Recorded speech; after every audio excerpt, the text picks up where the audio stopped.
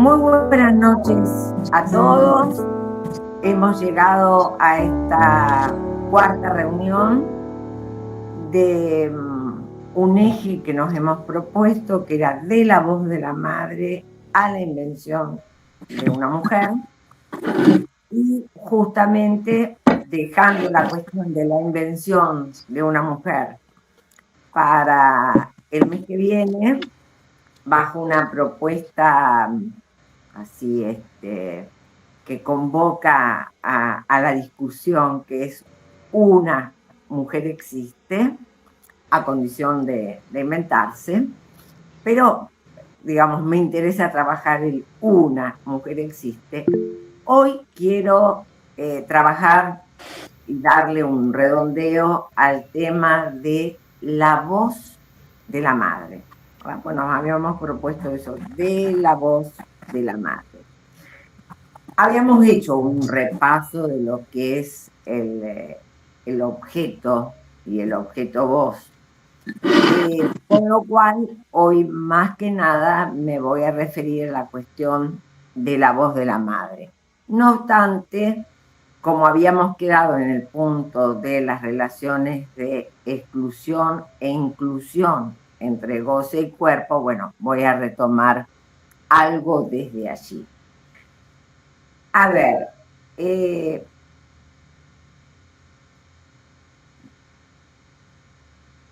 podríamos decir que es en la disyunción del goce y el cuerpo donde justamente se produce ese objeto A. Y ustedes saben que Lacan ha dicho varias veces el objeto A, vos, es el privilegiado, es el primordial. Esa palabra es muy interesante, muy fuerte, ya le vamos a dar una vueltita. También va a decir que el objeto A es la cosa, tomando de Freud el término Dasein, la cosa bizarra. ¿Por qué es bizarra? Porque aunque se encarne en un cuerpo que es vivido como propio por cada uno, es en el campo del otro donde hay que buscarlo. A ver, siempre pongo un ejemplo para esto. Supongamos que, no sé, sabemos cuando se usaban las medias de nylon, supongamos, las medias de seda ya no, pero las de nylon, las que usamos cuando nos ponemos polleras y es invierno. Bien, supongamos que sabemos que se nos ha corrido, sabemos, pero bueno, digamos, ¿qué es lo que nos sucede? Nos sentimos mirados. Por ahí se ha corrido mínimamente, ni se nota, en la parte de adentro digamos, de la desjuntura de las piernas, pasa totalmente desapercibido. Sin embargo, nos sentimos mirados. Y cada mirada que pone el otro es como que, uy, ¿no? Encuentro mi media corrida, como diríamos las mujeres, el punto que se saltó y demás, en los ojos del otro. Y así una serie de ejemplos podríamos dar, en donde es en los ojos del otro que encuentro si estoy bien peinada, si estoy bien pintada, si lo que sea, ¿verdad? Si estoy bien arreglada, si todo lo que tiene que ver con la imagen, todo lo que tiene que ver con lo que uno dice, si uno dice algo que no está adecuado es en los ojos del otro. O sea que la mirada, lo escópico, le va ahí al ladito de la voz. Pero entonces, y casi como bichos imaginarios que somos, está lo simbólico, está lo real, pero digamos que somos bichos humanos con mucha pregnancia imaginaria, estaríamos totalmente de acuerdo si nos dicen que el objeto escópico es el más importante. Sin embargo, Lacan nos va a hacer razonar por qué el objeto voz es el que deja historia, por así decir, el que marca el cuerpo. A esto ya nos hemos referido. No obstante, hay una vueltita que yo quiero dar, que es respecto de la voz de la madre. Pero primero vamos a ver algunas cuestiones que hacen a la lógica de esa voz de la madre. Entonces he abierto el libro en la página, el libro de la angustia, ¿verdad? El seminario de la angustia, en la página 294, porque lo que allí va a decir es que, si bien aparentemente la primer emergencia de un sujeto es ¿quién soy?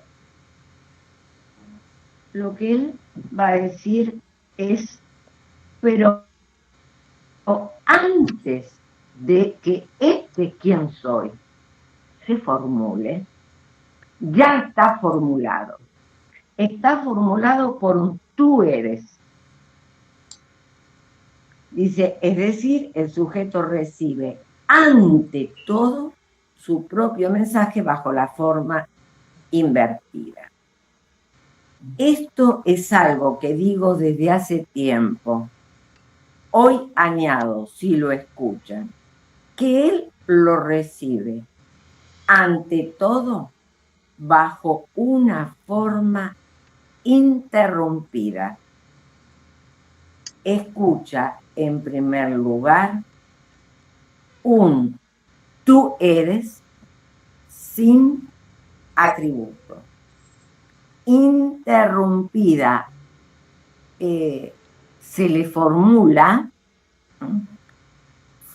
en el sentido de lo que lo formula como sujeto, en un continuo, como si fuera, piensen ustedes, un sonido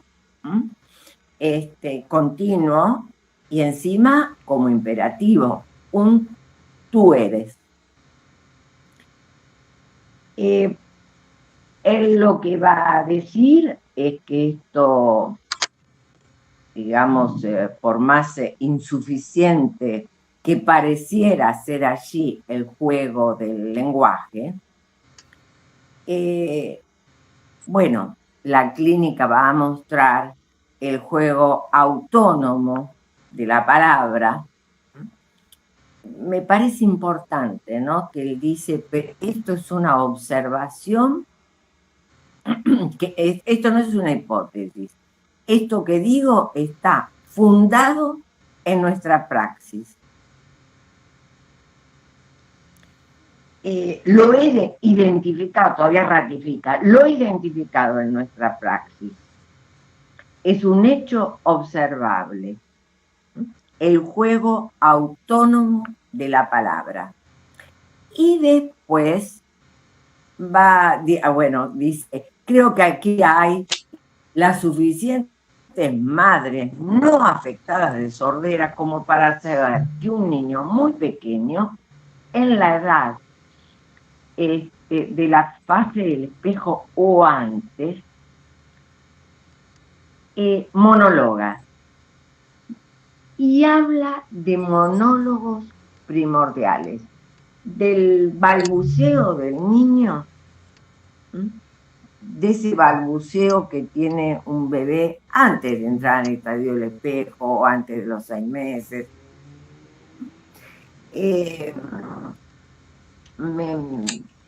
Vamos despacio, le vamos a encontrar alguna vuelta a esa mención de por qué habla del balbuceo primordial. Pero entonces tenemos un juego. Por un lado, el tú eres, que se incorpora, no se asimila, se incorpora antes de cualquier formulación subjetivante. Es un antes lógico y yo les diría que es un antes, un antes particular, que no es cronológico. Lo que lo muestra que es lógico es si nos vienen a robar, se produce, supongamos que en la calle nos asaltan, se produce una situación. ¿Cuál? La bolsa o la vida. Es decir, en el mismo instante uno sabe la bolsa o la vida. No terminé de darme cuenta de la situación que entrego la bolsa. Me quedo con una vida cercenada de la bolsa, pero es ahí, apenas tomé nota, hice la entrega.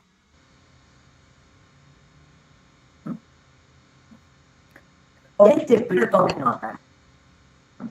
Pero casi en un simultáneo, casi en un enroque, digamos, particular, entrego la bolsa, me queda la vida con el objeto perdido. Pero queda un resto. ¿Cuál? Ese resto que después nos hace hablar y llegar a la casa y decir, ay, ¿sabés qué? Me robaron esto, lo otro, todavía me tiemblan las piernas. O sea, queda el cuerpo marcado, queda un resto en el cuerpo. ¿Por qué?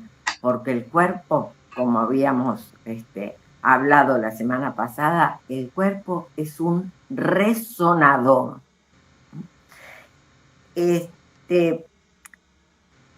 También va a decir, es bajo las especies primarias del significante, donde el sujeto tiene que constituirse. Bueno, esto de especies me ha llevado a trabajar bastante, ya lo vamos a ver. El objeto A es resto de esa operación.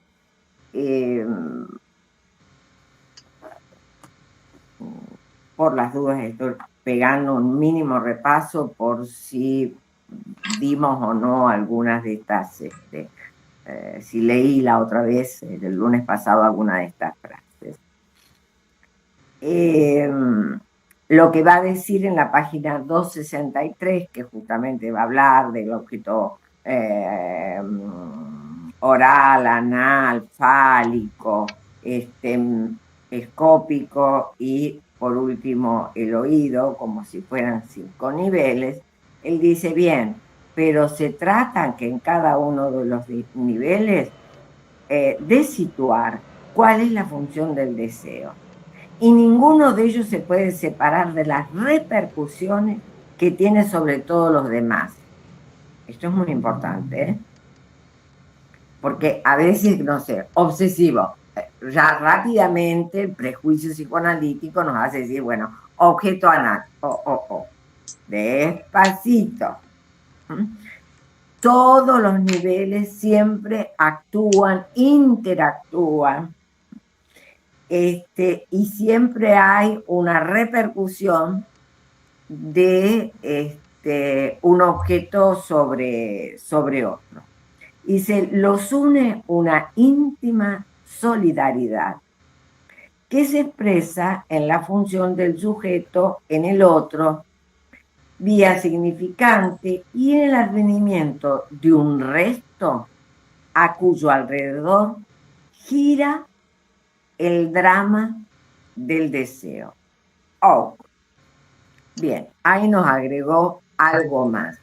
Así que ya tenemos, por un lado, la cuestión de las especies primarias y por el otro lado, la cuestión del deseo como drama.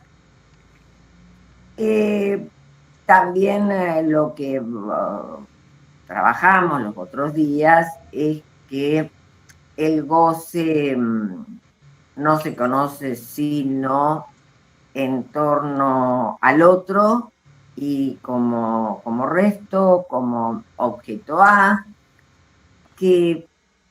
y lo que es interesante, que me parece que los otros días no hice suficiente hincapié, es que la alteridad del otro es justamente lo que da garantía de ese objeto A, resto, residuo.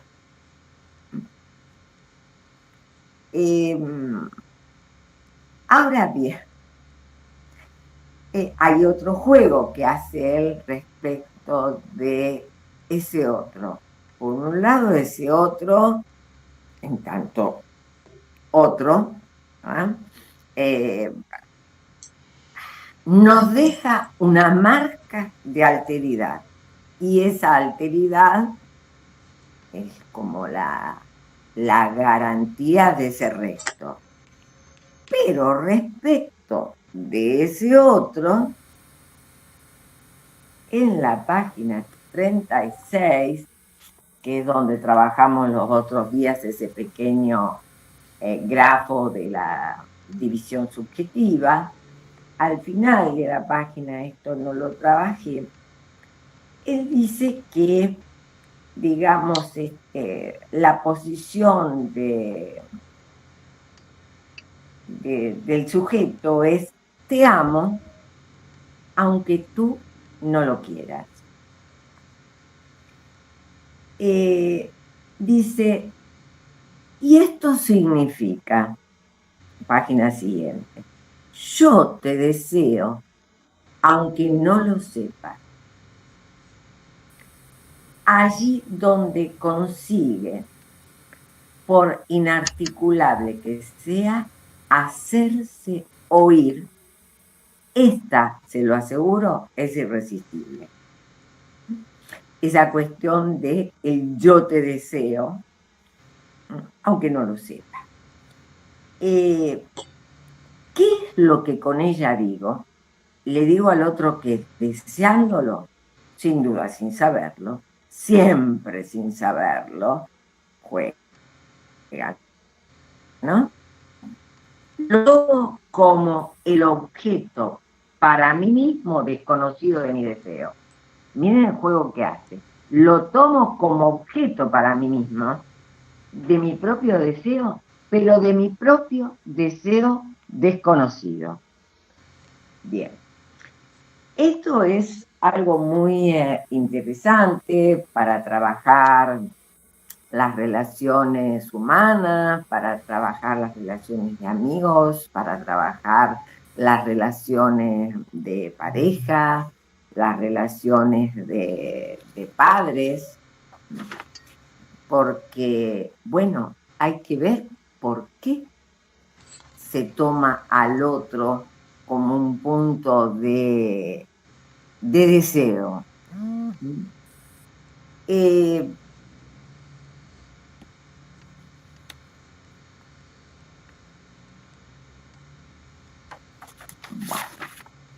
Vamos a dejar eso por ahí. ¿Qué es por dónde anduve para ver esta cuestión de lo primordial, de las especies primordiales, de la voz del otro, para ver la cuestión de esos balbuceos o monólogos también primordiales, etcétera, etcétera? Bueno, he hecho un recorrido desde el seminario 18, algo del 16, el 18, 2 notas para un niño, el seminario 23, la apertura, el seminario 21 que le va a pasar las clases, la apertura de la sección clínica. Bueno, he dado una vueltita. A ver, vamos a dejar de costado o no, en todo caso paso la nota y después nos interrogamos. El padre impostura. El padre impostura es el padre actual, padre, madre impostura, ¿sí? Este es un grave problema que tenemos, digamos, en el discurso capitalista. Después de lo que vamos a hablar es tradicionalmente, a la altura del seminario 5, por ejemplo, del padre del Edipo, del padre que hace la operación, digamos, o su operatoria interno al complejo de Edipo, vía la significación fálica, y lo que hace es intervenir sobre el deseo de la madre. Lo clásico que todos sabemos. Ahora bien, en 2 notas para un niño, año 1969, ese texto yo lo tengo en Intervenciones y Textos 2. Allí habla de la transmisión de un padre.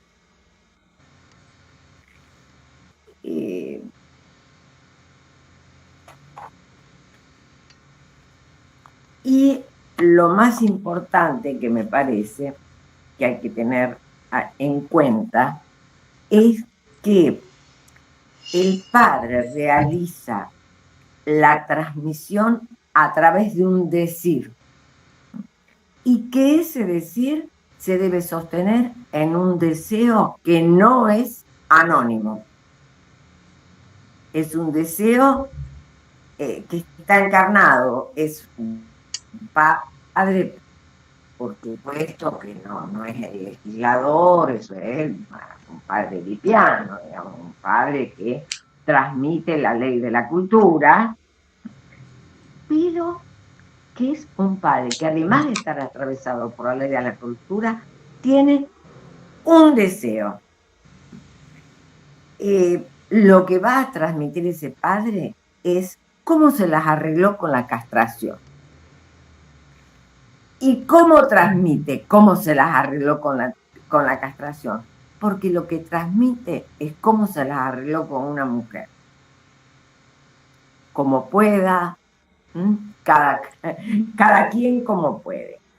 Una de las citas es la función de residuo que sostiene la familia conyugal, resalta lo irreductible de una transmisión, perteneciente a un orden distinto al de la vida adecuada a la satisfacción de las necesidades, que es la de una constitución subjetiva, que implica la relación de un deseo que no sea anónimo.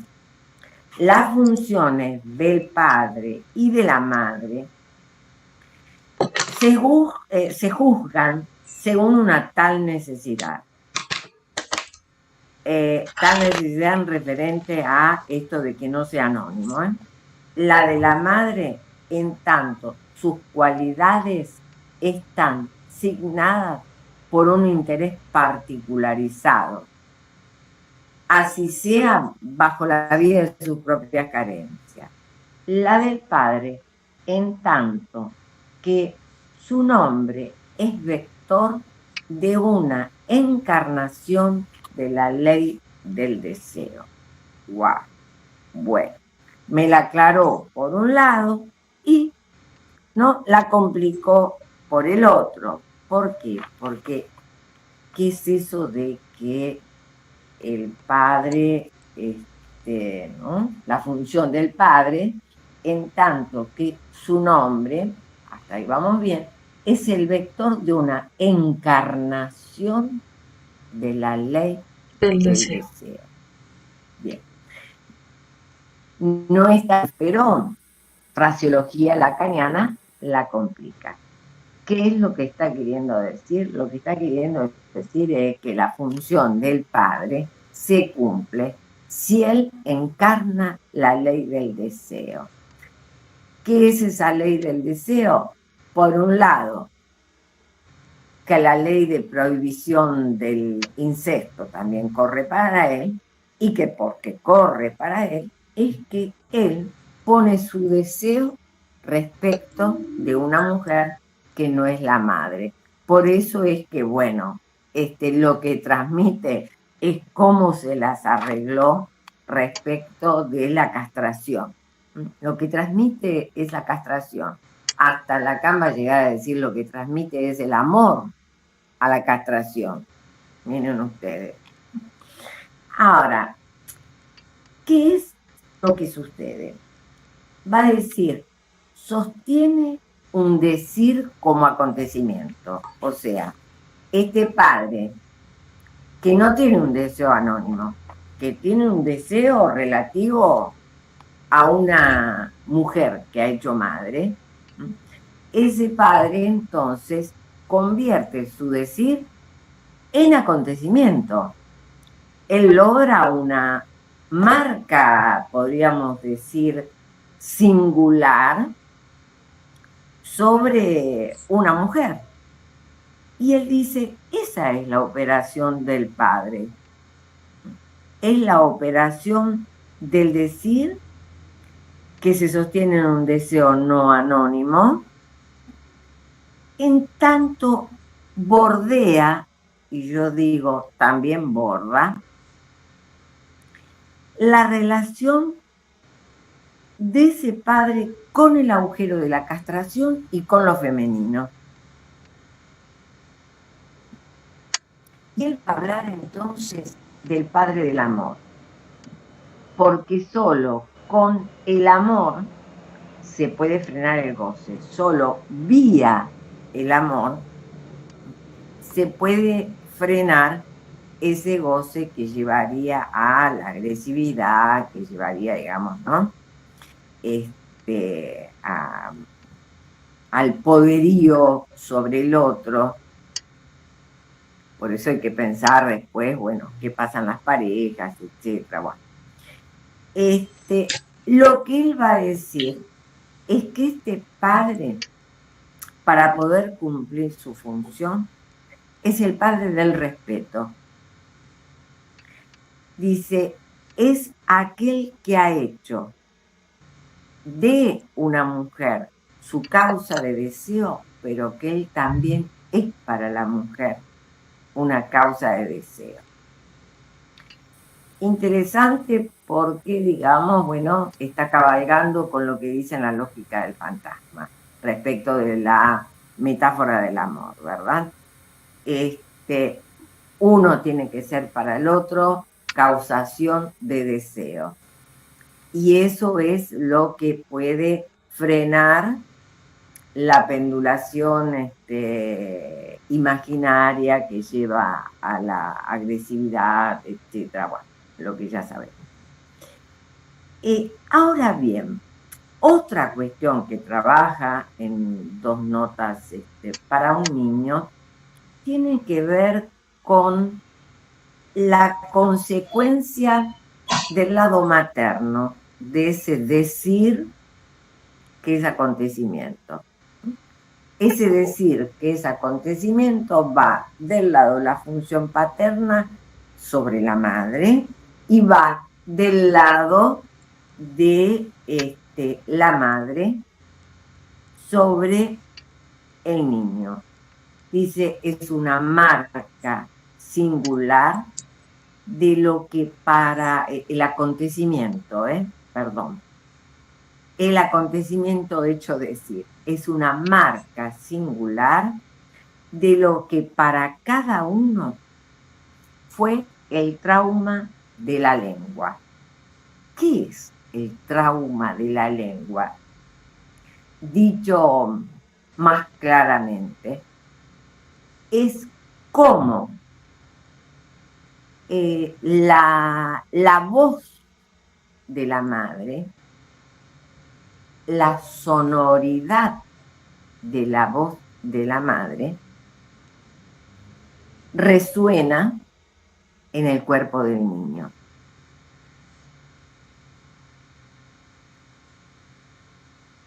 Va a decir algo muy fuerte. Lo real inconsciente es la marca de ese trauma. Es la marca de ese trauma. Dice, ese trauma muestra el exilio de la relación sexual que no hay con el niño, el exilio de que no hay relación sexual, ¿verdad? Que no con nadie podemos hacer una línea de complementariedad perfecta. Y entonces lo que él dice es que esa resonancia en el cuerpo del decir materno deja una cicatriz del encuentro fallido. Por más que, digamos, que ese niño esté colgado del pezón, hay igual un encuentro fallido y queda una marca. ¿Por qué además? Porque el niño muy rápidamente pasa por la experiencia, ya leída por Freud como experiencia de dolor, de el pezón no está siempre. El pezón va y viene. Ahora bien, apela a Freud para algo que me parece muy interesante. Y dice, hace una comparación y dice, la marca es como el signo perceptivo en el esquema del peine de Freud. Y la huella mnémica de Freud, ¿se acuerdan? Signo perceptivo, ¿no? Pasa directamente, no puede contener todas las impresiones y entonces la pasa a la huella mnémica. Y él lo que va a decir es que es la huella mnémica la que contiene la letra gozada. O sea, ahí hay una diferencia metapsicológica, si quieren ustedes, o topológica, que está haciendo entre lo que es la encarnadura en el cuerpo, la mortificación del significante en el cuerpo, de lo que es letra gozada. Porque lo que es letra gozada es ya sí bien del orden del trabajo del inconsciente, es lo que puede entrar en el trabajo del inconsciente. Y siempre va a decir él, por eso el drama del deseo, porque todo esto sea porque hubo un deseo de un hombre sobre una mujer y de una mujer sobre un hombre, el drama es que, bien, queda una huella, queda una marca, para utilizar bien, queda una cicatriz, una marca imposible de borrar. En el cuerpo nos queda encarnado una resonancia.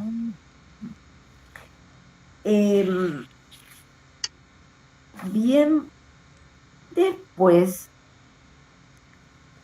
va a hablar del tema va a seguir trabajando este tema de la transmisión del padre, y en el seminario 21 lo pueden buscar en internet, pero entonces anoten la clase del 19 de marzo del 74.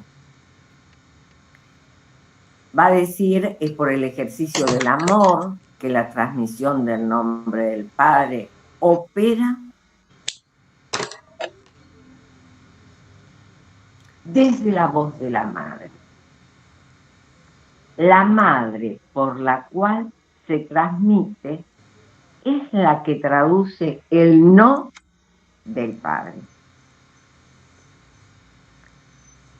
Es la que traduce un decir en acontecimiento. Esa es la operación de transmisión. Tiene una cara en relación a la encarnación de la voz de la madre. La transmisión es una función que se soporta de la voz de la madre más allá de su figura.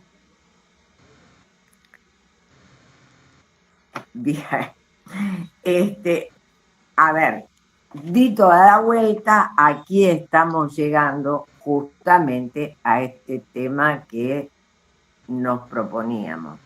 No se trata ni de madre buena, ni de madre mala, no va por ahí el tema, ni de madre severa. No va por ahí. Es decir, una madre, a ver, podríamos decir, hay dos marcas que deja una madre. Una madre, si te desea, si no es una madre anónima, y yo agregaría, si no hay una pareja anónima, parental, respecto a ese niño, no tienen por qué ser marido o mujer, etcétera, ¿verdad?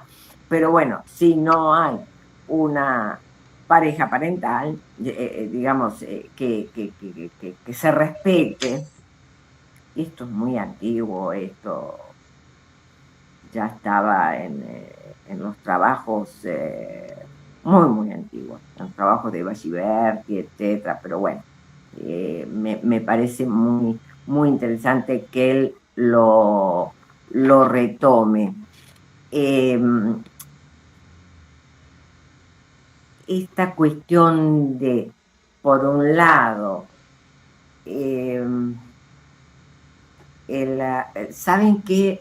No, porque me interesa mucho la voltereta que le dio en el 21, que va más allá del 20. Entonces, yo lo que les decía es que, digamos, por un lado, el acontecimiento sería algo así como con una doble cara. El acontecimiento es el tú eres, lo obliga al ser, como quien diría, lo instituye, es necesario. Pero bueno, estamos deudos desde antes de nacer, y del otro lado aparece esta cuestión de que queda una marca, queda una resonancia de esa voz, es un resto de significante que, a ver, lo que tenemos que saber es que por un lado afecta el imaginario del cuerpo y por el otro lado constituye lo real pulsional, o sea, el tú eres va para el lado de lo simbólico y lo imaginario del cuerpo queda afectado, lo real pulsionar queda organizado desde el resonador.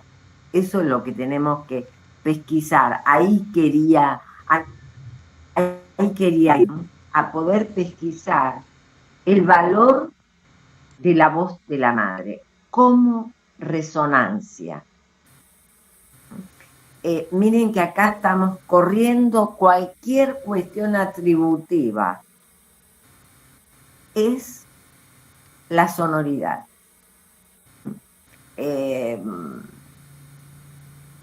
Sí, No, estamos totalmente dejando de costado las cuestiones del atributo, o sea, si la mamá le dice mi bichito, mi hijito, no pasa por ahí. Pasa, ahora, miren qué interesante, es necesario para la constitución subjetiva para que no haya un marasmo, como hablaba Escardó, ¿ah? Es necesario para la constitución subjetiva que una madre nos desee, que un padre desee a esa madre y que esa madre deseante nos hable, nos diga algo, aplique sobre nosotros un decir. El tema es que, a ver,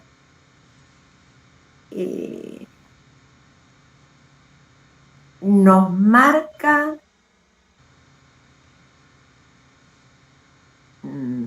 antes de que un sujeto pueda saber que ya es contado en la cuenta donde él va a entrar.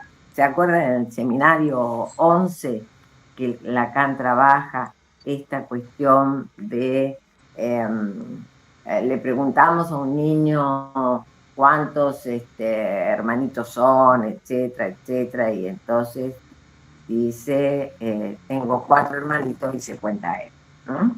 Fulanito, fulanito, fulanito y yo. Dice, bueno, pasará un tiempo de aquí a que pueda hacer una ecuación adecuada y demás. Ahora, el punto es que acá sobresalta nuevamente o vuelve a señalar este valor de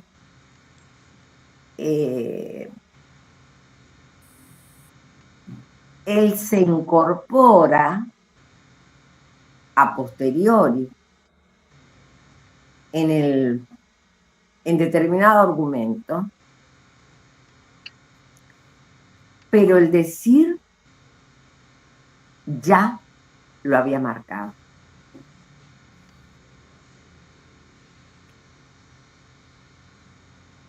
Después hay un juego de palabras, ¿no? Dice la operación de la transmisión vía la voz de la madre consiste en amonedar, traducir, traicionar un nombre, el nombre del padre, por un no.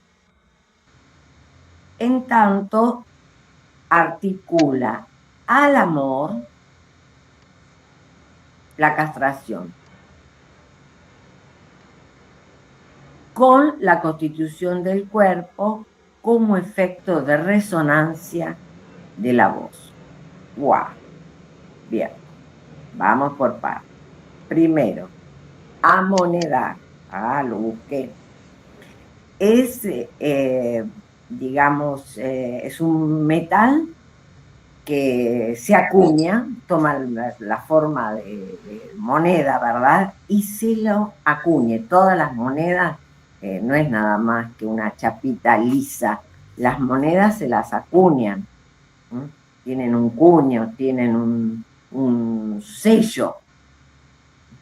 Eso es interesante, porque como quien diría, bueno, la voz de la madre nos deja a todos la marca en el orillo, para utilizar una expresión, creo que muy criolla.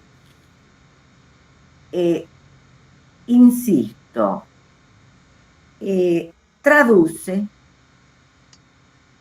acuña, traiciona, como todo aquel que traduce también traiciona. ¿Por qué? Porque nunca hay una traducción idéntica, ¿verdad? Siempre hay algo del orden de la metáfora que se juega en la traducción.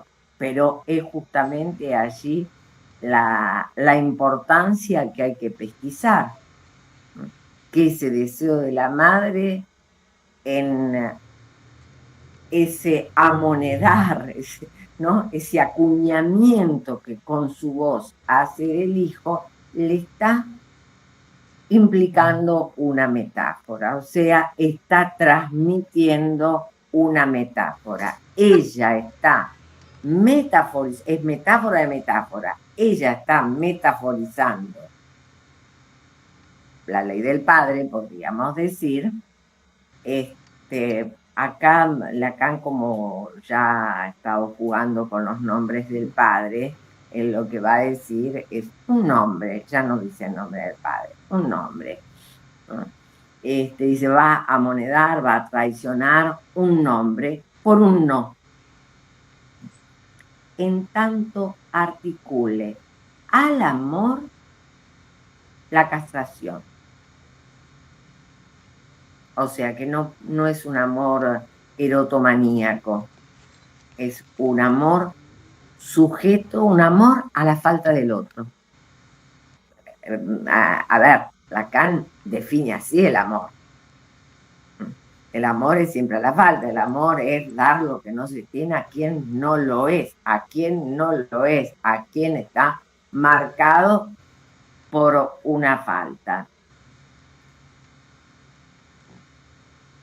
¿No? Y articule al amor, a la castración, con la constitución del cuerpo como efecto de la resonancia de la voz. La voz haciendo eco en el vacío de un nombre. Cuidado porque está jugando con la reversa. La voz, ¿dónde hace eco? ¿En el cuerpo? ¿Resuena en el cuerpo? Sí, resuena en el cuerpo, resuena, consuena en el cuerpo, claro. Pero si esa voz es proveniente, para que haya constitución subjetiva, es proveniente de una mujer que respeta a un padre, esa voz hace un eco en el vacío del nombre. Hace eco también allí donde está la falta en el nombre del padre. Y fija un punto de goce en la constitución subjetiva. Es interesante esto. Digo, es interesante por lo siguiente. Allí donde fija un punto de goce, limita el goce.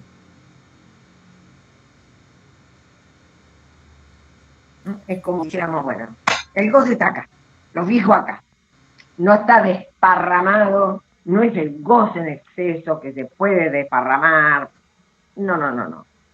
Fija, el punto de goce es lo amoneda, lo acuña, lo sitúa. Y en ese sentido es que marca el cuerpo situando el goce. Digo, es muy interesante porque, a ver, es muy interesante todo esto, por lo menos a mí, volverlo a repasar y volverlo a leer y demás, me resultó altamente interesante porque lo que me quedé pensando es lo que pasa en la actualidad. Es decir, más de una vez yo pensé, no sé, hoy hablábamos cuando iniciamos de la generación de los 60, de los 70, generaciones, digamos, que bueno, respecto de las generaciones anteriores, eran generaciones que cometían algún tipo de exceso, de fuera del límite, etc. Sin embargo, no atentaban contra sí mismos. No había feminicidios, por ejemplo. La tasa de suicidio era muy baja. En fin. Y entonces digo, ¿qué pasa hoy? Que el goce se desparrama, podríamos decir, ¿no? Que el goce no tiene límite. Y una cosa muy sencilla que pensé fue, bueno, pero estamos en la época en donde el amor es líquido. Estamos en la época en donde podríamos decir, los padres son una impostura. Estamos en la época en donde el padre se cree el ídolo humano porque no sé qué auto tiene, o bueno, o qué atributo fálico tiene. Y estamos en la época en donde las madres se bastan a sí mismas, prescindiendo de articular algún deseo a una prohibición. El punto es, ¿no? El punto es la cuestión de la articulación del deseo a la prohibición. Si a mí me dicen que una mujer, no sé, y las hay porque a veces hasta tienen la obligación de ser así. Una CEO o una empleada de alta categoría de una empresa multinacional que, no sé, está, supongamos, en Latinoamérica y tiene que, esa empresa multinacional tiene otros CEOs en Japón, pues trabaja todo el día y se tiene que poner el despertador a las 4 de la mañana, 5 de la mañana, 3 de la mañana, porque, ¿no? Japón está del otro lado del mundo para ella. Bien, entonces trabaja en exceso. Hay un sin límite. Podemos decir perfectamente que la mujer puede aplicar deseo en su trabajo, pero hay que tener cuidado con estas figuras del sin límite en el trabajo. Entonces, si se trabaja las 24 horas, ¿eso es deseo? ¿O hay allí un goce sin límite, un goce sacrificial, etcétera, etcétera? Siempre el sin límite está en relación a lo sacrificial, ¿verdad?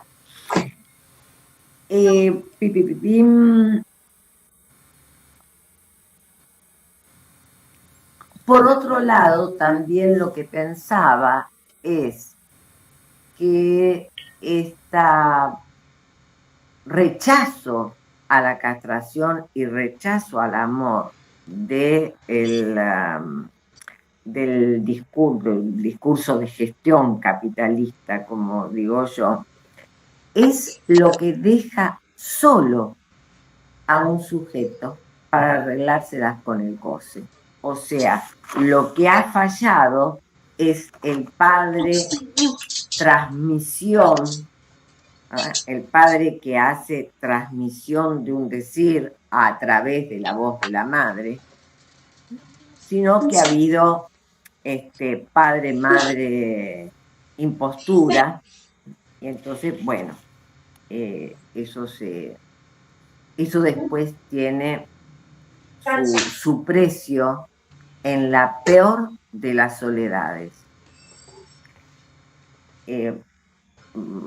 Los que me vienen siguiendo me habrán escuchado que siempre digo que un sujeto está irremediablemente solo. ¿Por qué? Está solo para tomar sus decisiones, así pueda hablarlo con su familia, etcétera, etcétera. su familia, sus psicoanalistas, sus amigos, lo que sea, está solo para sus elecciones, está solo para morir. Pero creo que la figura más horrorosa de esto que yo digo irremediablemente solo es solo respecto de lo pulsional. Solo para arreglárselas con la pulsión de muerte.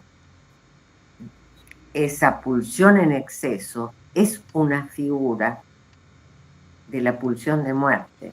Entonces, ha fallado la operación de ese decir, ha fallado la voz de la madre.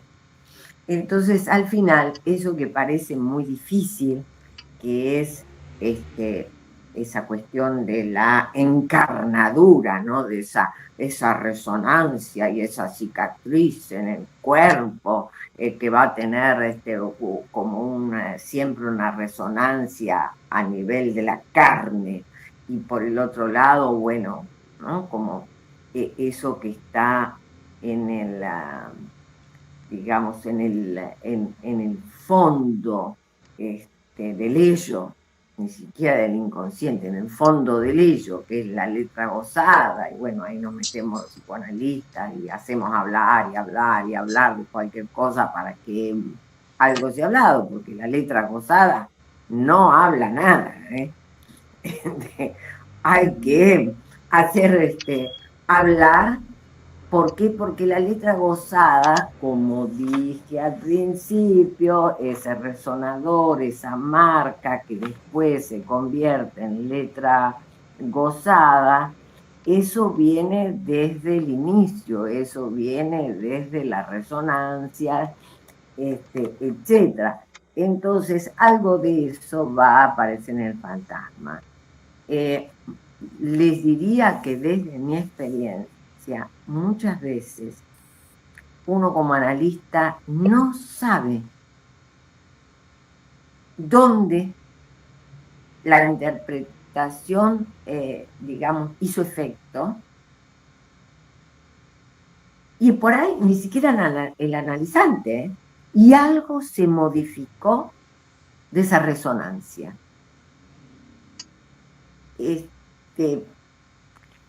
Lo que Lacan va a decir es que se trata de un goce inédito. Aquí sí es que da el paso bien más adelante que Freud, Acá ya no es una lectura de Freud, y es realmente donde yo digo, tenés razón, Lacan, el objeto es invento tuyo. Va a decir, es un goce inédito. ¿Cuál?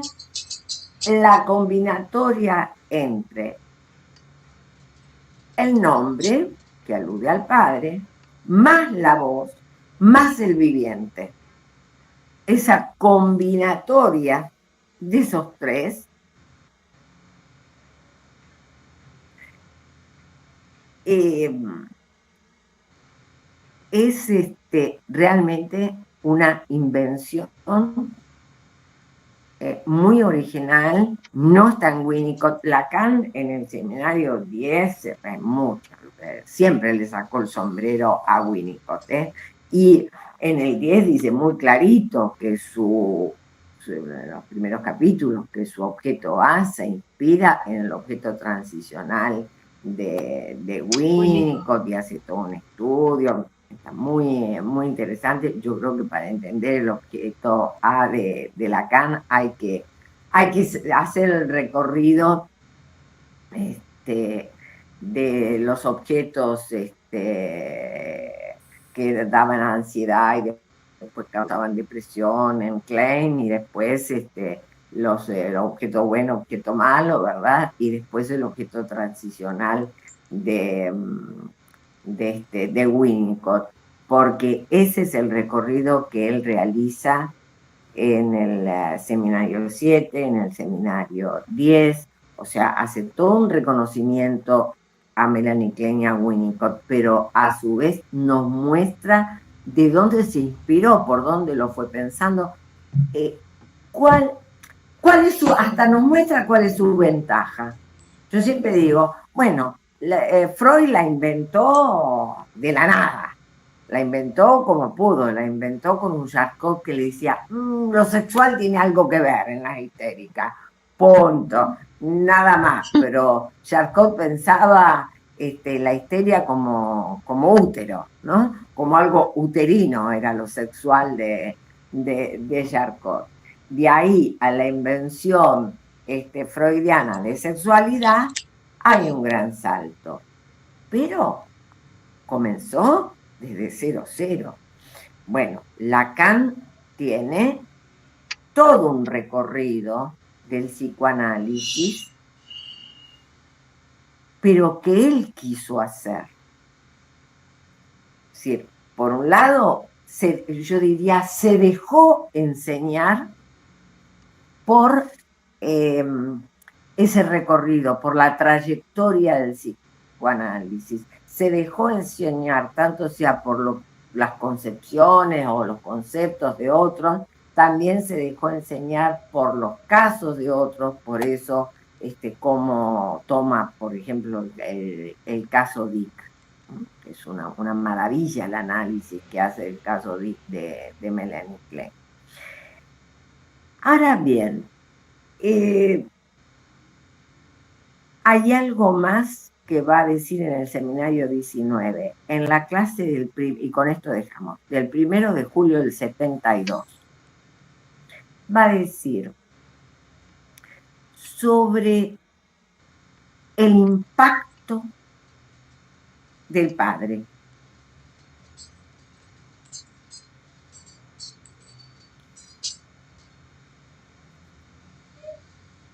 Me interesó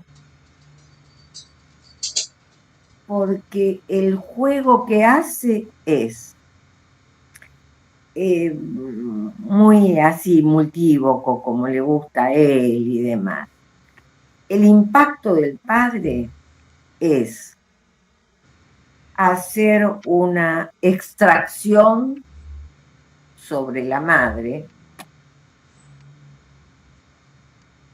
no su producto. El impacto del padre es tener que ser traducido por la madre. El impacto del padre es ver el efecto de su operación en su hijo,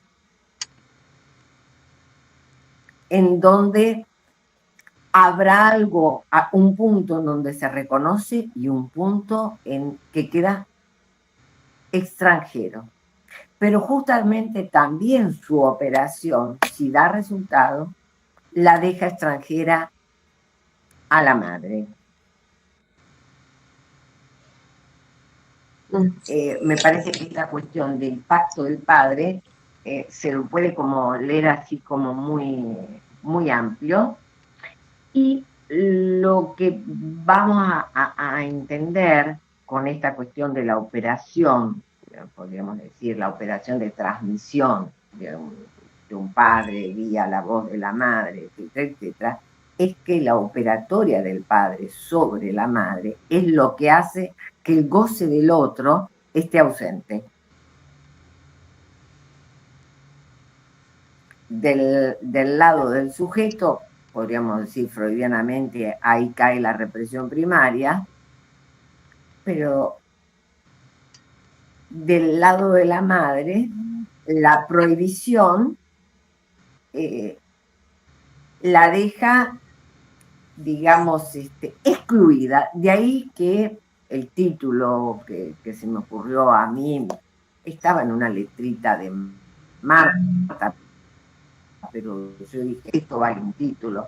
Era cuestión de las relaciones de inclusión y exclusión, porque es un continuo juego. Esto de la transmisión es un continuo juego, ¿no? Una combinatoria de inclusión y exclusión. Y Y creo que ese es el kit de que la función materna y la función paterna se cumplan. Bien, dejo aquí, ahora sí abran, pongan preguntas, que aparecen grandotas en el celular, lo que no sucede con la computadora. Pero aquí prefiero, tenía algo más, pero me parece que es más de lo mismo.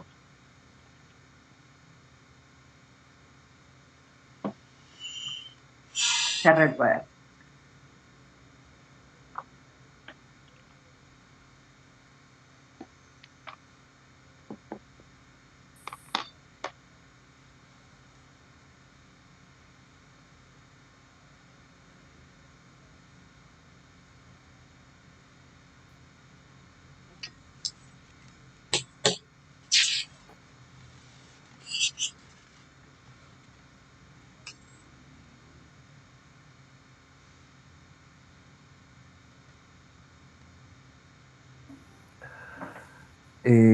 Perdona, Ana Menelia, quería hacer una pregunta, ya que Marcelo. no hace nadie.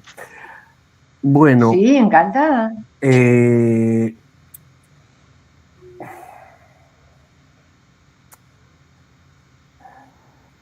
Hoy canta la voz del padre acá.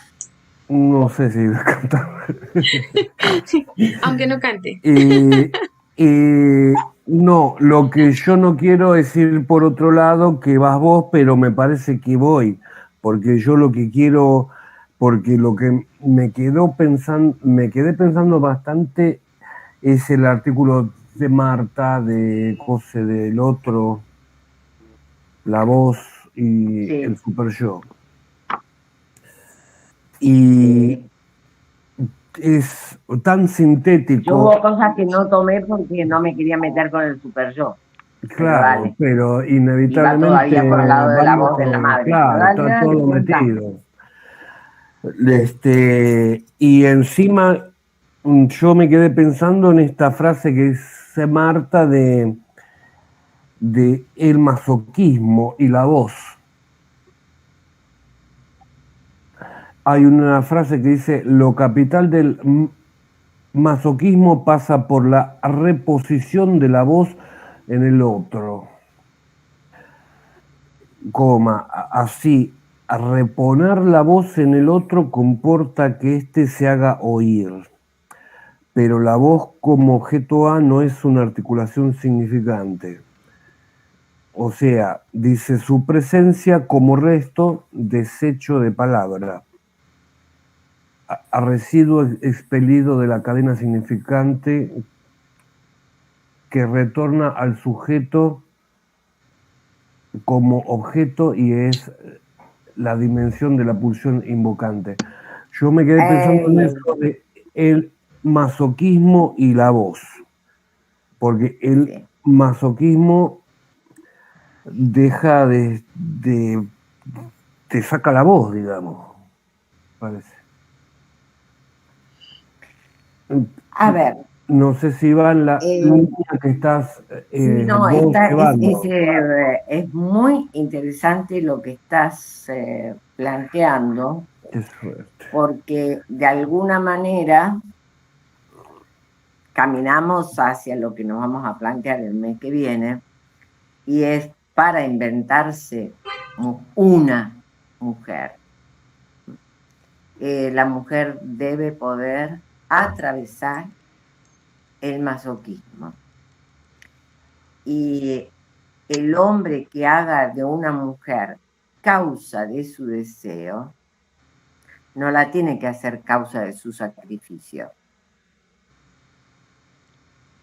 Para que haya amor, fíjate que Lacan está jugando con dos términos muy fuertes, amor y respeto.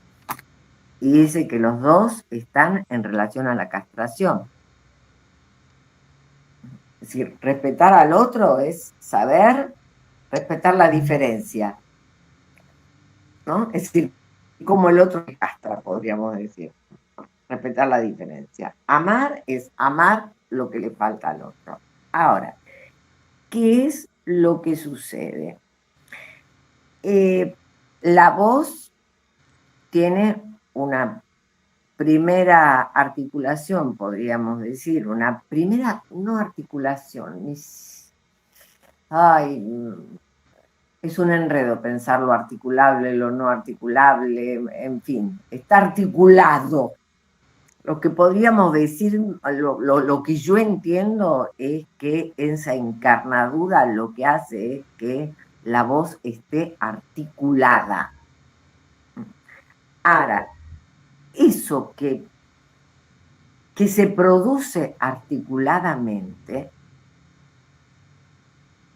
es una resonancia que muerde el cuerpo como afecto, como vivencia de dolor, podríamos decir. Se liga al masoquismo por ese lado, pero también acá nos dice, es un primer imperativo, tú eres.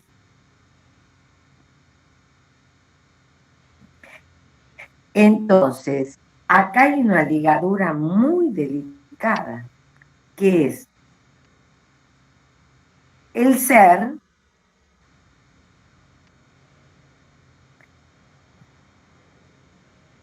que podríamos decir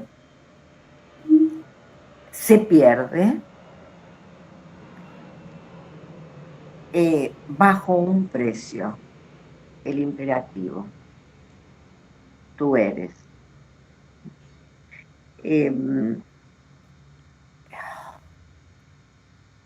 Cada uno tendrá su fórmula, ¿no? Él está poniendo un genérico, pero es un genérico fuerte. Digo, cada uno tendrá su fórmula porque después en el fantasma este tú eres se acomodará de acuerdo a cada quien, como la resonancia en el cuerpo, que se acomoda de acuerdo a cada quien. Pero esa resonancia que siempre te afecta, que siempre te hace temblar, es la base del masoquismo. Es ¿no? Esa es a ver, es ese resto que siempre está presente, por eso habla de la presencia como resto. Pero no, es una presencia. Desecho de palabras, claro que sí. A través de un análisis, y con suerte, lo que podemos inventarle, es alguna frase. Pero gracias a eso que podemos inventarle, es que se supera el masoquismo.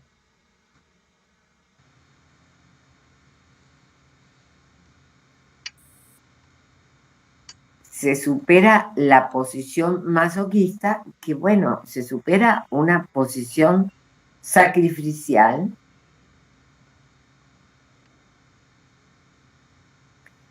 que no es poca cosa. Obviamente, lo que implica un análisis entonces es un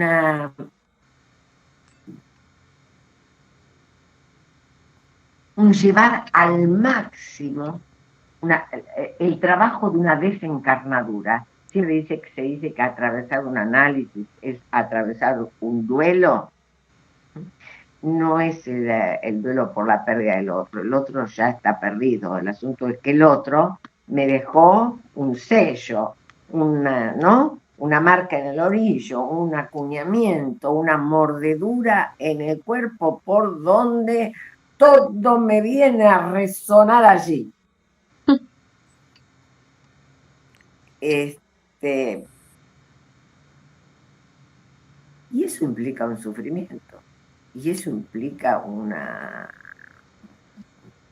colocación pulsional, etcétera, etcétera.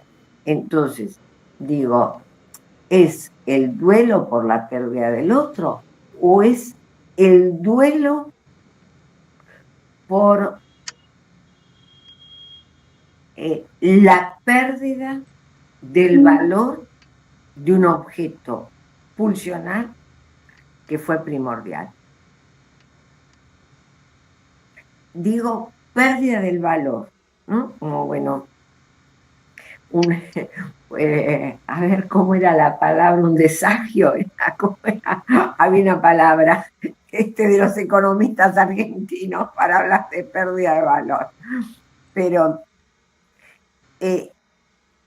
Lacan en todo caso lo que va a decir es, bueno, señores, se trata de que algo se retire de los fondos del inconsciente y se cotice como valor en el inconsciente, porque en los fondos del inconsciente leyo esa marca, esa resonancia está hacia la letra gozada que está en el ello. Bien.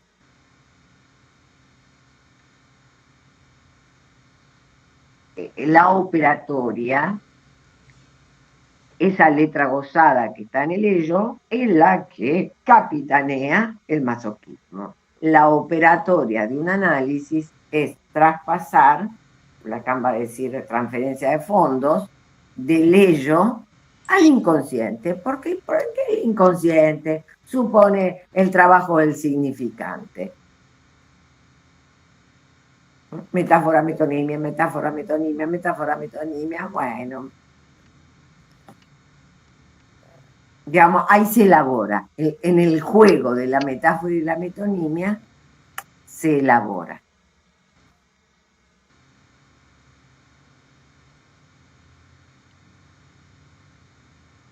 Porque el masoquismo no es cualquier cosa, ¿eh? El masoquismo lo encontrás, yo diría que es transestructural, que lo encontrás en todas las estructuras clínicas. Amelia. Sí, Jessica. Yo por ahí estaba intentando, bueno, agarrarle la mano a esto que es muy complejo, pero sí, la vez darle una cuanta vueltas y leídas de mi parte, porque realmente, bueno, pensaba en esto, bueno, se me ha venido a la mente lo del masoquismo estructural, que por ahí uno lo dice tan al pasar y realmente, bueno, es así, nadie se escapa, ¿no? Habría que, una pregunta que me surgiera, se podría pensar en una subjetividad, sea la que sea, posición neurótica o psicótica, sin esto, ¿no? Sin el masoquismo. Pensaba por ahí y lo pensaba desde por ahí que se ha querido plantear en algún momento, sobre todo desde los medios, esto de que a las mujeres que sufren violencia, ¿no? De las parejas, sí. Dicen que son, bueno, que hay como una determinación previa a que ellas sufran eso y que eso a mí siempre me hizo ruido y ahora con lo que vos planteas. Eso no es que a mí no me hace ruido, a mí directamente me enoja. Porque eso encima es mala psicología. Eso, ¿sabés qué es? Eso es misoginia de los medios. Misoginia que la pueden tener a las mujeres mismas, ¿no? Diga, primero porque es como desconocer el masoquismo en los varones, que no hay varones masoquistas. A ver, el humano, si existe la pulsión de muerte, el humano es masoquista. El masoquismo es estructural y el masoquismo es uno de los nombres de origen, ¿verdad? de la pulsión de muerte. Ahora, sí que hace ruido y mucho daño social, seguir insistiendo en este imaginario de que las mujeres que son maltratadas, golpeadas, degradadas, etcétera, etcétera, es porque se lo buscan. Porque así, sí, yo lo he escuchado, así lo dicen. Y de hecho, incluso al momento de hacer una denuncia, también son vistas como, bueno, ahora después de tanto tiempo podés hacer la denuncia, ¿no? Cuando sabemos que por ahí cada víctima tiene su tiempo, hay que preparar un escenario. Por el otro lado, claro, pero por el otro lado, ¿por qué las mujeres no van a hacer la denuncia? Porque las más de las veces cuando van a hacer las denuncias, las maltratan. Entonces tienen que sufrir otro maltrato más. Las maltratan, no les creen. No se las quieren tomar. Las someten a Porque hay una exámenes. violencia. Son violentadas nuevamente, es una violencia institucional terrible. Son violentadas nuevamente, exactamente. Bueno, con el abuso en general pasa lo mismo, ¿eh? Yo estoy atendiendo a un chico que hace 13 años fue abusado.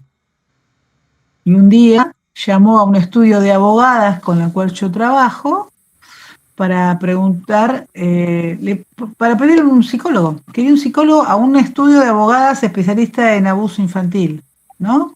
Llamó para pedir un psicólogo, porque él sabía que tenía que hacer algo, pero no se animaba y no sabía cómo. Hace 13 años, ¿no?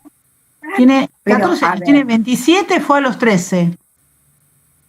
Entonces, no hay que confundir el masoquismo estructural con una persona masoquista, lo que se entiende psicológicamente o lo que se entiende socialmente por masoquista, porque entonces ahí hacemos una generalización terrible. Ahora, lo que pasa con estas personas abusadas, maltratadas, no lo pueden decir ni en la familia,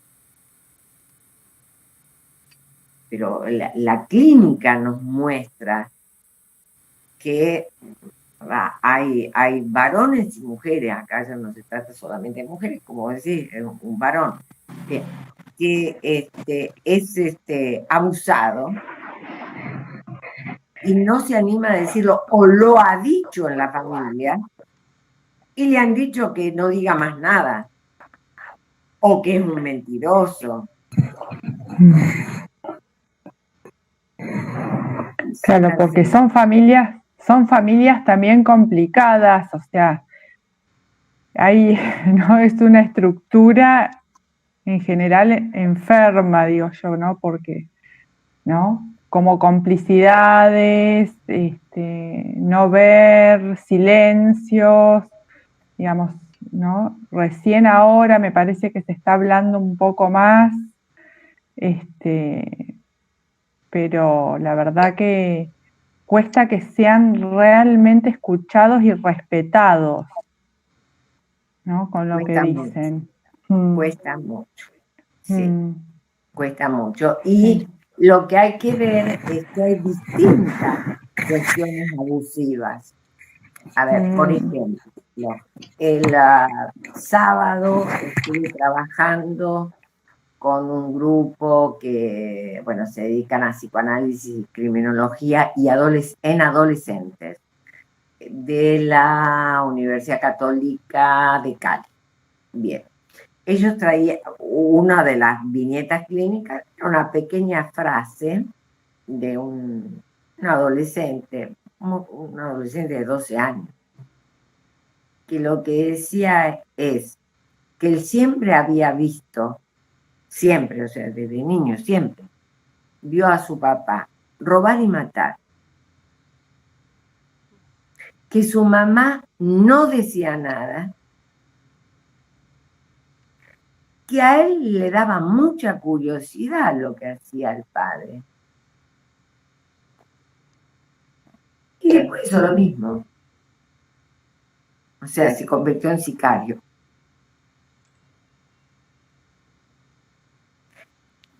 Pero fíjate vos, digamos, la conducta abusiva,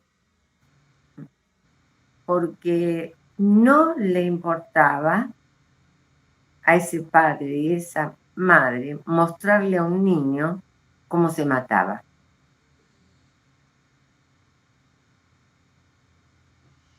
Y creo que en la Argentina el año pasado, el anteaño, cuando íbamos al cine, o más tiempo, no me acuerdo. Bueno, vimos la película de Robledo Pucher.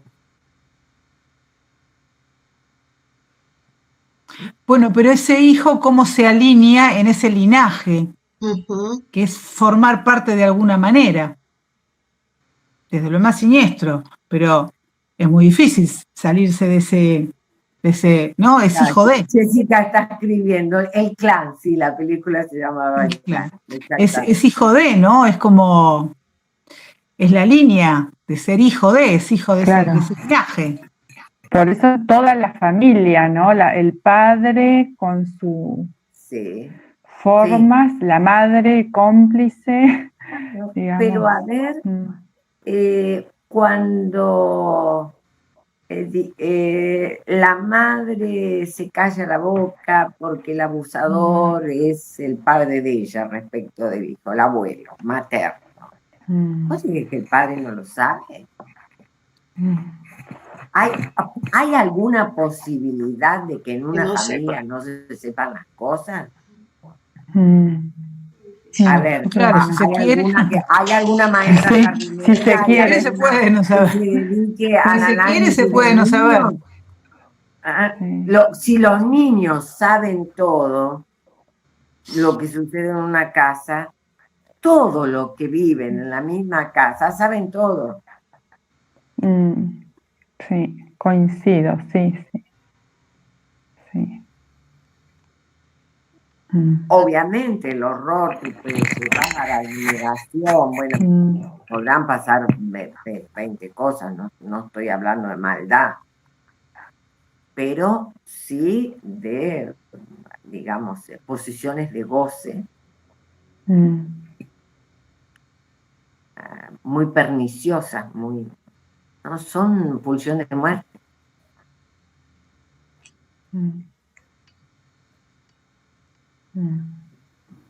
Bueno, yo tengo un trabajo que se llama El goce es la satisfacción de la pulsión.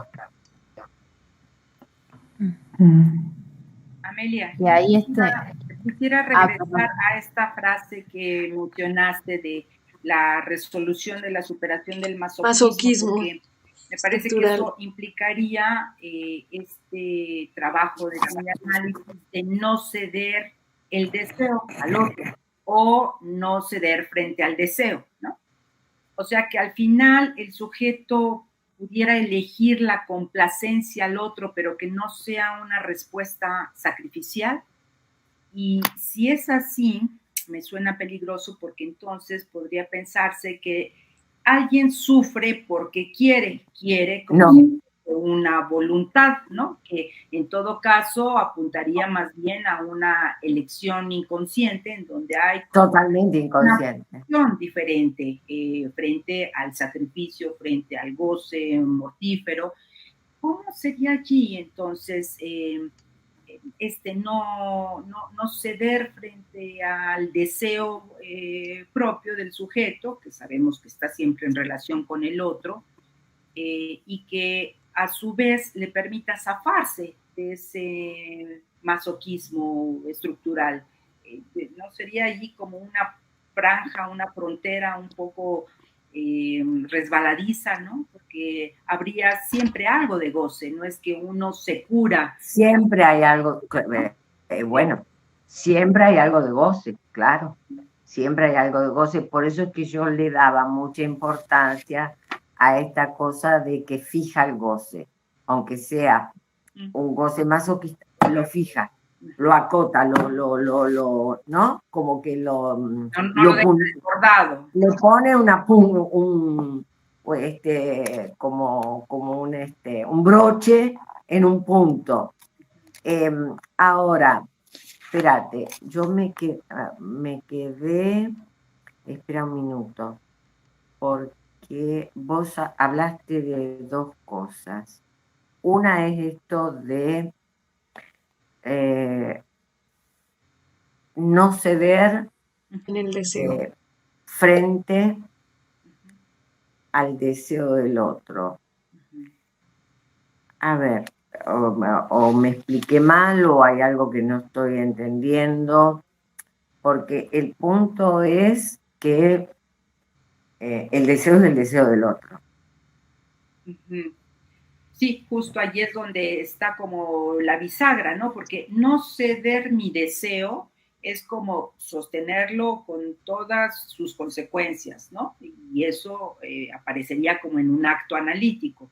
Y no ceder frente al deseo del otro, cuando mi deseo es el deseo del otro, bueno, sí, justo allí es donde sí, tocará en cada análisis poder... Exactamente. ¿no?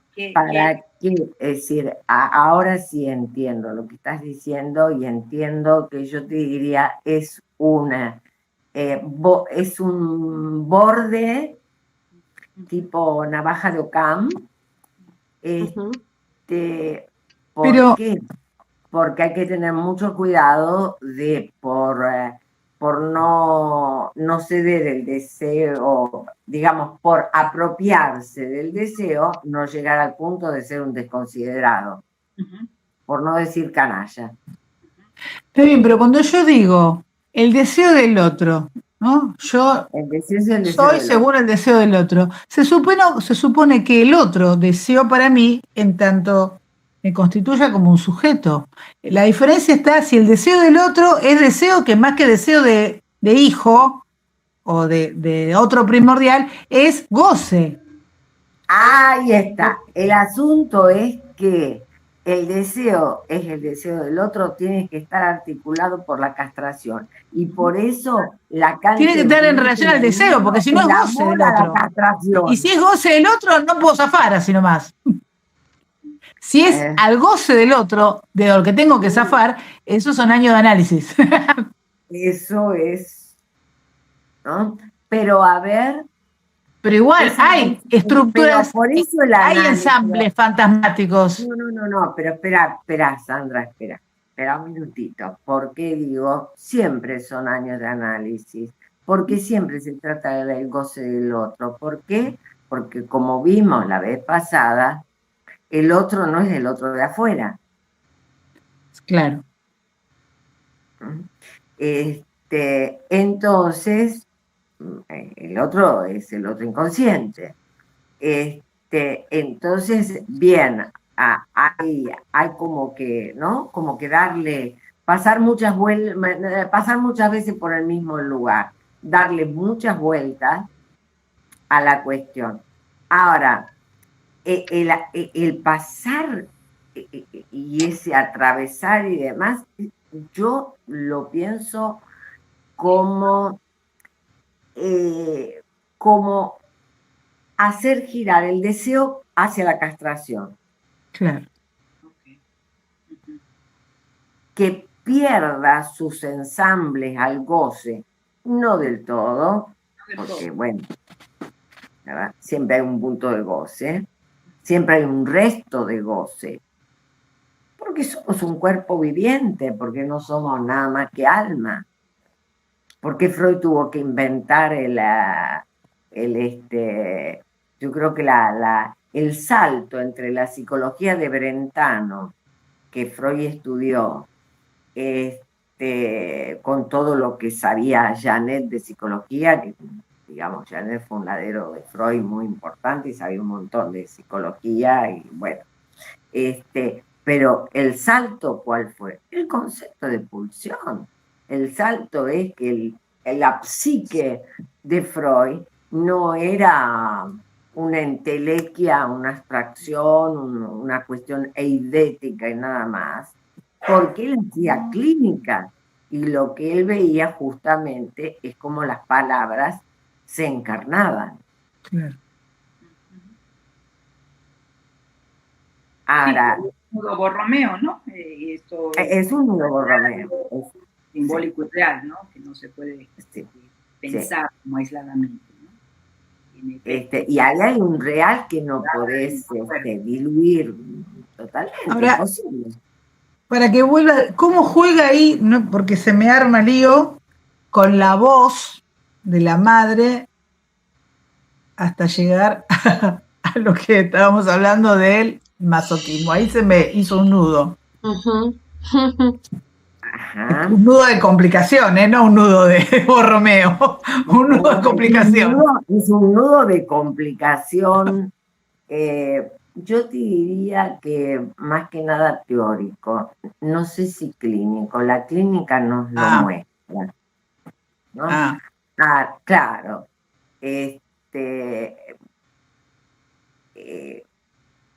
A ver, estamos hablando de una transmisión del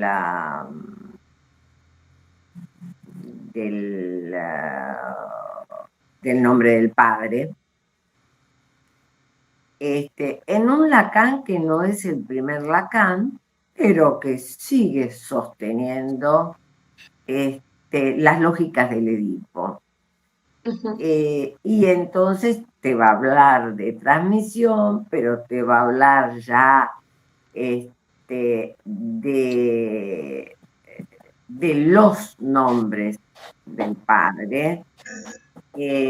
Los nombres del padre son, digamos, las vehiculizaciones que se le suponen a aquel que cumple la función materna. Acá, por favor, no pensemos en padre, madre, hombre, mujer, la pareja, la papá, nada. Funciones. Hasta son funciones que puede cumplir la misma persona. Exacto. Y la clínica nos lo muestra. Incluso los niños. A ver, esa me gustó. Que incluso los niños, las niñas y adolescentes pueden interpelar, ¿no? Poniendo eso, ¿no?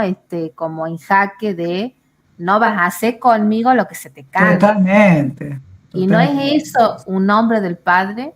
Exactamente. Totalmente.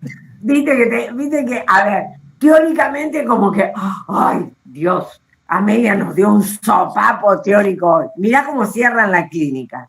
Pero hay alguien que lo posibilitó a ese niño, a ese lugar, previo. No cualquiera te levanta el dedito. Por suerte levanta el dedito, ¿no? Por suerte. No sí. cualquiera. O sea, te cierran la puerta a los 10 años. Afuera, ¿no? Hay algo que lo posibilitó. Hay un deseo de ese otro con ese niño antes, que juega y va y viene. Sí. Amelia, una pregunta. Esto que llamamos... Sí, Claudia. Esto que tú dices de lo estructural se refiere a la posición de ese sujeto en esa estructura, es decir, en esas funciones que debieran acompañar, digamos, en lo edípico, a la posición que adopta, digamos, ese sujeto. Mira, a ver, la constitución del sujeto está en relación al otro, y el otro tiene dos maneras de vehiculizarse, que es a través de estas dos funciones, en el momento de la constitución subjetiva. Funciones.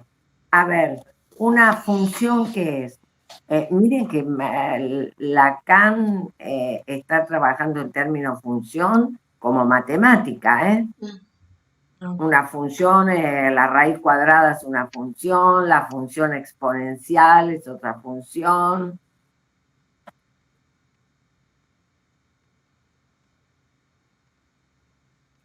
Algo que opera. Bien, Jessica. Sí, señora. Algo que opera. Algo que hace de operación.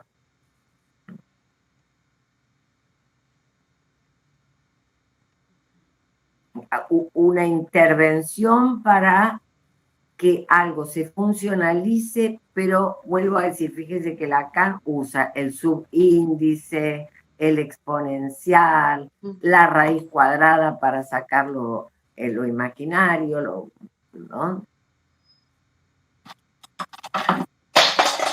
Con los números imaginarios, lo imaginario de Lacan sale de los números imaginarios, etcétera, etcétera. Siempre está pensando en esa función de corte matemático.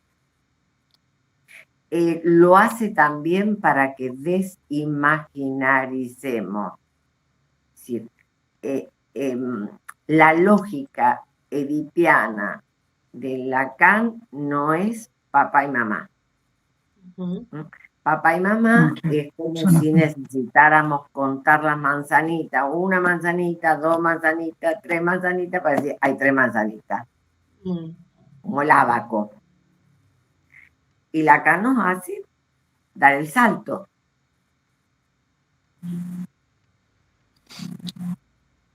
Casi podríamos decir, salta del álgebra, bueno, casi no, salta del álgebra a los círculos de Euler. Y es a propósito. ¿No? Los círculos de Euler, conjunción, disyunción, pertenece, no pertenece, en fin, ¿no? Y a la lógica modal, para que desimaginaricemos totalmente. Entonces, esto que decía Berenice, de lo delicado, de lo finito, sí, Berenice, esa es la función Losange. Y a un sujeto no lo vas a dejar sin fantasma, por favor, porque quedó 8 cadáveres. Claro. No pude encontrar, yo he hecho, hace unos años hice una limpieza de revistas, porque era una revista donde estaba el trabajo de Azubel, Alicia Azubel, sobre la práctica analítica en los inicios del lacanismo en Argentina, y ella decía que tenía un grave defecto, que era llevar, hacer la travesía del fantasma hasta dejarlo pegado al cadáver. Y que eso llevaba como, bueno, a una melancolización. Sí. En todo caso, de lo que se trata por ahí es de poder libidinizar objetos, ¿no? Como hacer esa conversión de resto de gozo y libidinización. Marcelo. Sí, Amelia, pensaba esto que se planteó a partir de lo que dijo Jessica Juárez, que hay bueno, en principio el psicoanálisis no es cinética. Y eso hay y por otra parte pensaba que hay un campo jurídico y hay un campo clínico. Y que bueno, en el campo jurídico es donde nos aparecen todos estos casos en donde se plantean todos estos conflictos de lo familiar y con causas o no,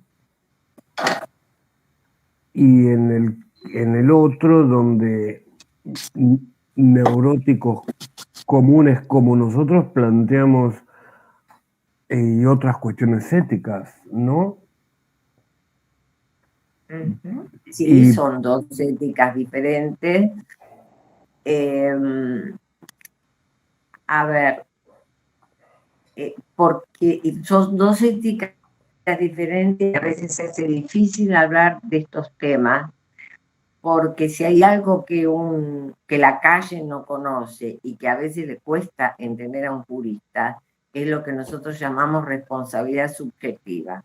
Algo que delante de un jurista, delante de un abogado, yo directamente no hablaría, porque si no el jurista termina pensando, ves, quería que le sucediera. Es responsable de lo que le pasó porque quería que le sucediera. Y ahí arruinamos todo.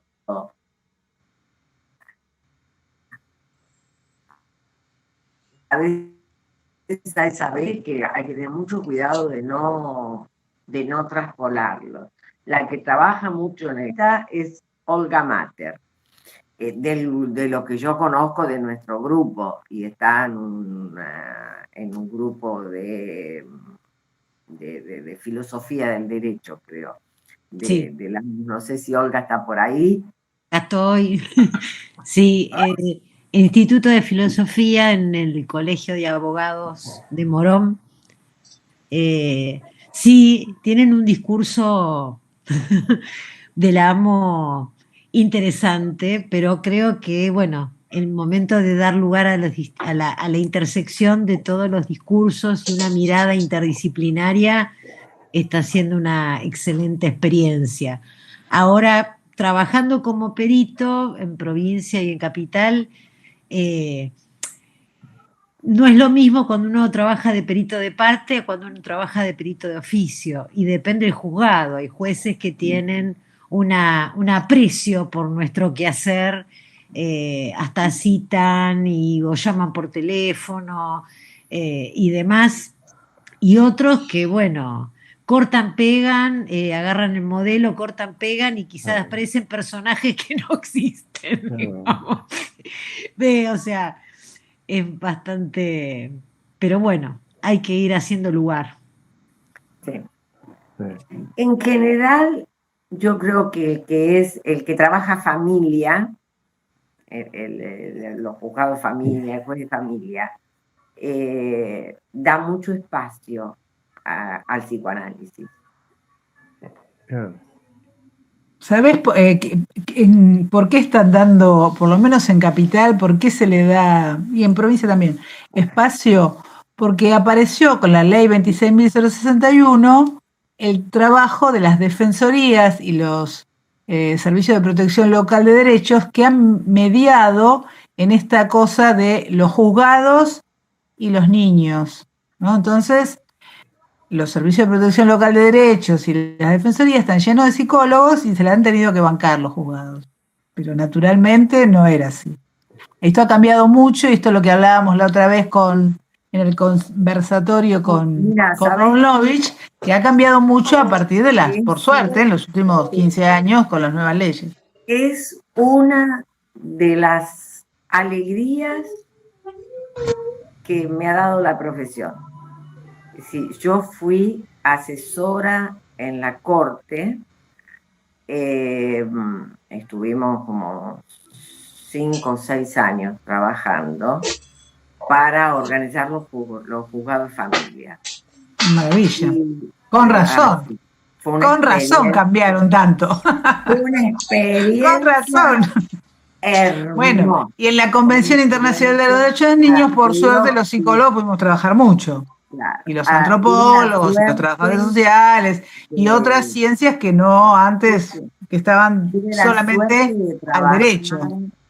Con un abogado de familia, el doctor Escribano padre, ya falleció hace mucho tiempo, que era el ministro de la Corte que digamos, tuvo que actuar, más que nada él era el que actuaba en la creación de los juzgados de la familia, era el doctor Fay. Que si bien era un hueso duro de pelar, también era un tipo que perseguía sus causas y las llevaba, ¿no? Claro. Las llevaba adelante. Y él empujó cuando lanzaron los juzgados de familia, él siempre estaba detrás. Y siempre estaba detrás de que se hiciera lugar a los psicólogos más. Y lo que pusimos fue la organización de que en el juzgado de familia tenía que haber psicólogos y tenía que haber asistentes sociales. Y hay que, a los codazos, como dice Olga, hay que seguir haciendo camino. Y bueno. Y por eso así. Es así, pero bueno. Es así y hay que seguir haciéndolo también. Progresar en la profesión, y realmente la profesión nuestra yo la he visto progresar, pero muchísimo, muchísimo. Ahora, creo que, a ver, me interesa que presten atención, que por ahí cuando escuchen la grabación, miren que hoy no les puedo pasar nada escrito porque estamos sin computadora, así que escrito en el cuadernito, en papel, en fin. Ya después si puedo lo pasaré, pero no sé, si no todos escuchamos la grabación. Porque entiendo que esto que marcó Berenice es uno de los puntos álgidos a recorrer en un análisis, es uno de los puntos que, como dijo Marcelo, hace a la ética del analista, la ética del psicoanálisis, a la ética, lo implico más y lo pongo en el banquillo, a la ética del analista, en el sentido de saber conducir un análisis, no un paciente, pero sí un análisis, para que el resultado no sea ni la melancolización ni la canallada.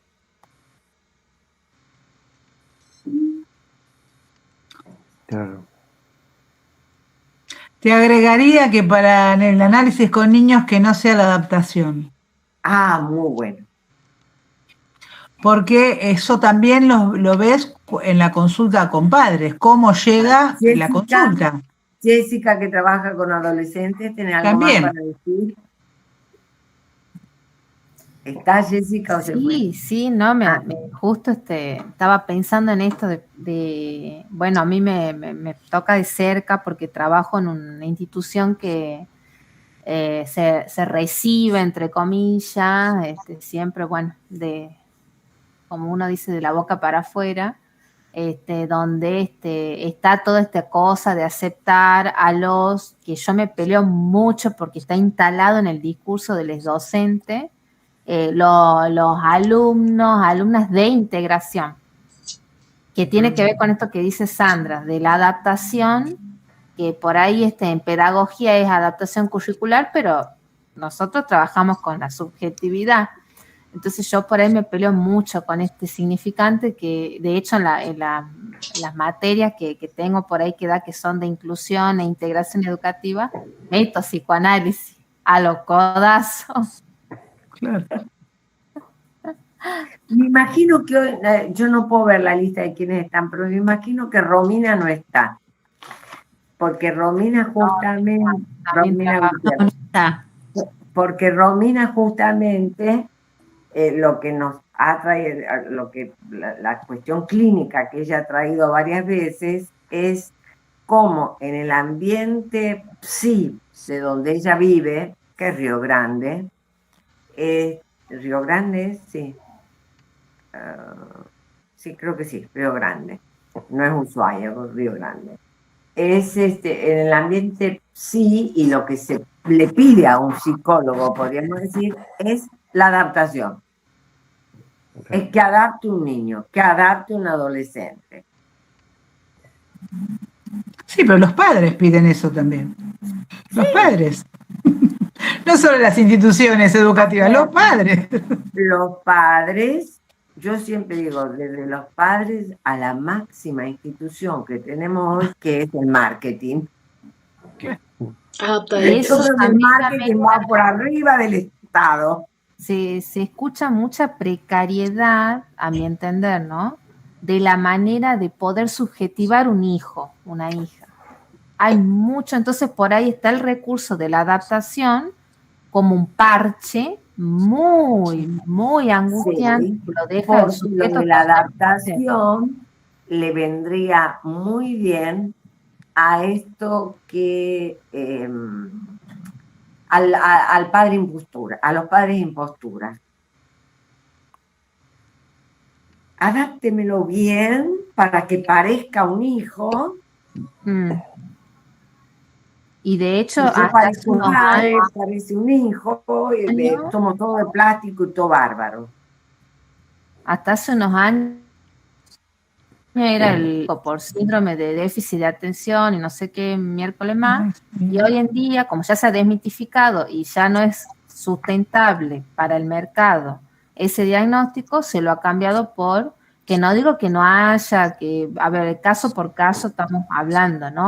No digo que no haya un diagnóstico por ahí que sí tienen que ver con esto, con el autismo, por ejemplo, pero yo lo que por ahí me llegan en la institución de trabajo es esto, ¿no? TEA, TEL, todo así. Son todos autistas. Ahora es el autismo, sí. Antes la TEA, ahora es el autismo. Exactamente. Y los padres, por ahí que uno les pregunta, bueno, pero ¿y cómo se llama? Mínimo, ¿no? ¿Cómo se llama? ¿Qué le No, viste, cuando la primera entrevista se sientan y dicen, mi hijo tiene autismo, perdón, hola, ¿de quién vamos a hablar? No. Ahí está, miren perfecto, miren una intervención, ¿de quién vamos a hablar? Claro. Una intervención subjetiva. Claro. Pero necesaria, flor de intervenciones esa. Claro. No, ahora, digo, escuchemos lo que dijo Berenice, porque me parece que ahí está el kit más delicado de un análisis.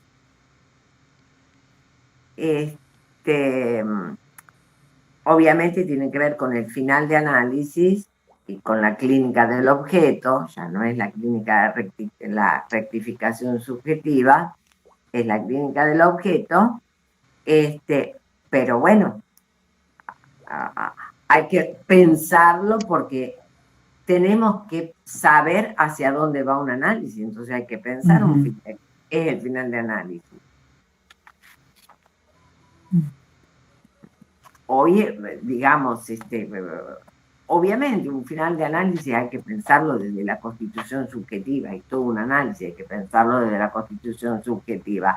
El problema más grave o más delicado que yo le veo es que siento, o se me ocurre pensar, que si bien estas teorías son las últimas teorías de Lacan, ya tienen muchos años.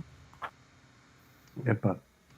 No, claro, y epa, estamos del lado de la impostura. ¿Cómo, sabes? Hay que trabajar